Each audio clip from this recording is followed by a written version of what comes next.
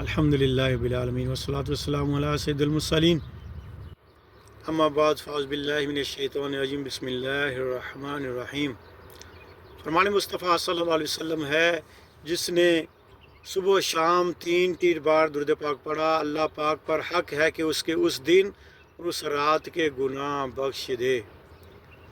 آئیے درس فیضان رمضان کا 11واں حصہ سنتے ہیں۔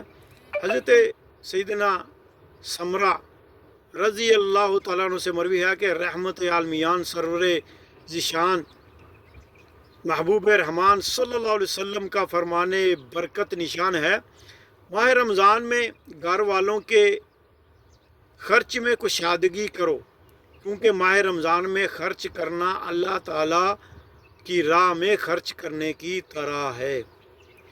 امیر المومنین حضرت سیدنا عمر فاروق اعظم رضی اللہ تعالیٰ عنہ فرمایا کرتے، اس مہینے کو خوش آمدید جو ہمیں پاک کرنے والا ہے، اور پورا رمضان خیر ہی خیر یعنی بلائی ہی بلائی ہے کہ اس دن کا روزہ